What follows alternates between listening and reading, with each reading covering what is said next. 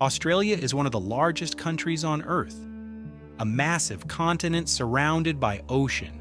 It has modern cities, enormous natural resources, beautiful coastlines, and one of the strongest economies in the world.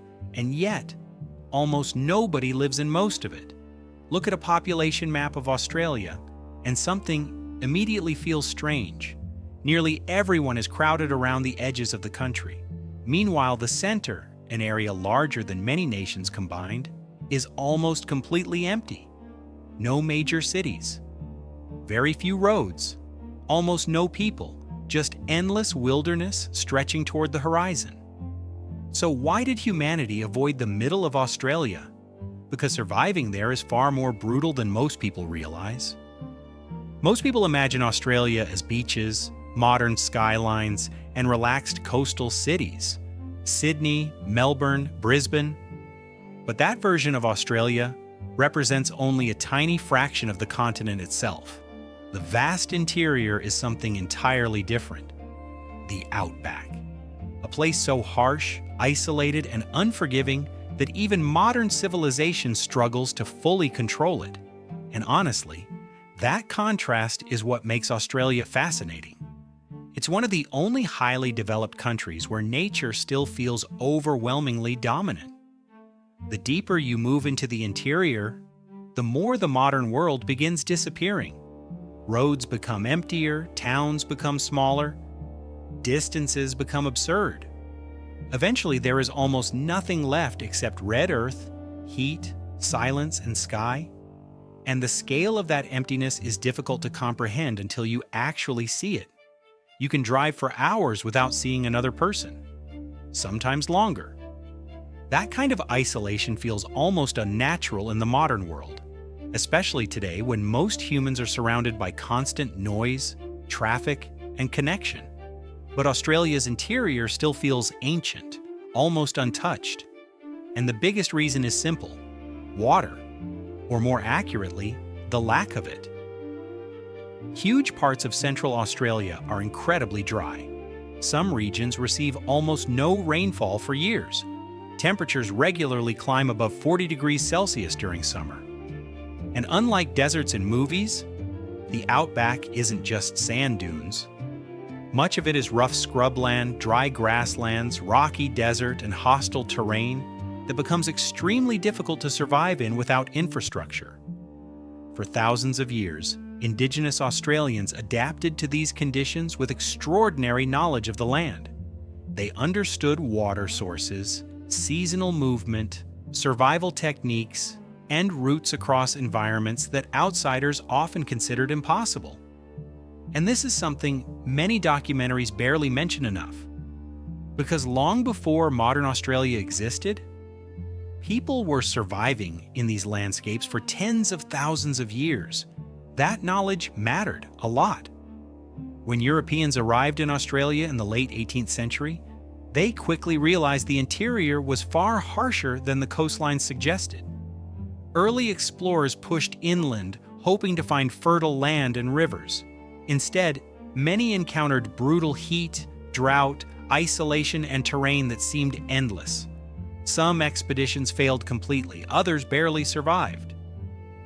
And over time, Australia's population naturally concentrated near the coast, where conditions were far more manageable. More water, better climate, easier trade, better farming. Even today, around 90% of Australians live relatively close to the coastline, which creates one of the strangest population distributions on Earth.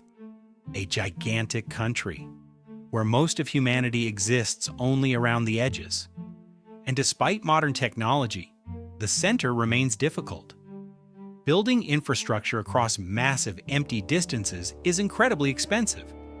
Transporting electricity, internet, roads, railways, water systems, and supplies through sparsely populated desert regions simply isn't practical at large scale.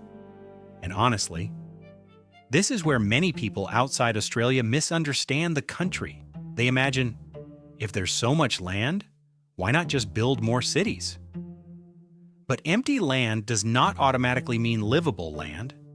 Especially when temperatures become deadly, resources are limited and distances are enormous. There are towns in Australia so remote that basic supplies arrive by truck after traveling hundreds or thousands of kilometers. Some communities rely heavily on small aircraft for medicine and emergency services. And during extreme heat waves, parts of the outback can become genuinely dangerous for human survival. Cars break down, people disappear, tourists underestimate distances and die from dehydration surprisingly often because the outback has a strange psychological effect. At first it looks calm, beautiful even, but the deeper you go, the more the isolation begins affecting you. The silence becomes overwhelming. The emptiness feels endless. And suddenly you understand why so few people choose to live there.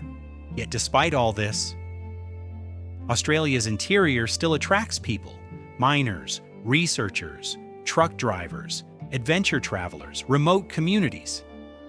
Because beneath the harsh environment lies enormous wealth: gold, iron ore, uranium, natural gas. Australia's mining industry generates billions from regions most people would struggle to survive in for even a few days. Some mining towns exist almost entirely because valuable resources were discovered nearby. Without those resources, many parts of the interior would likely remain almost completely empty. And maybe that's the most interesting part of all. Human civilization usually expands aggressively into valuable territory. But Australia's centre remains one of the rare places where nature still sets the rules, not governments, not technology, not cities, nature. The heat decides, the water decides, the distance decides, and honestly, there's something strangely humbling about that. Because modern society often creates the illusion that humans have fully conquered the planet. Australia reminds us that we haven't, not completely. There are still places on Earth capable of overwhelming us. Places where survival is never fully guaranteed. Places where the environment still holds the real power. As night falls over the outback, temperatures slowly begin dropping beneath enormous empty skies filled with stars. Roads disappear into darkness. Tiny, isolated towns glow faintly in the middle of nowhere. And beyond them, nothing but silence and endless wilderness stretching across the heart of Australia.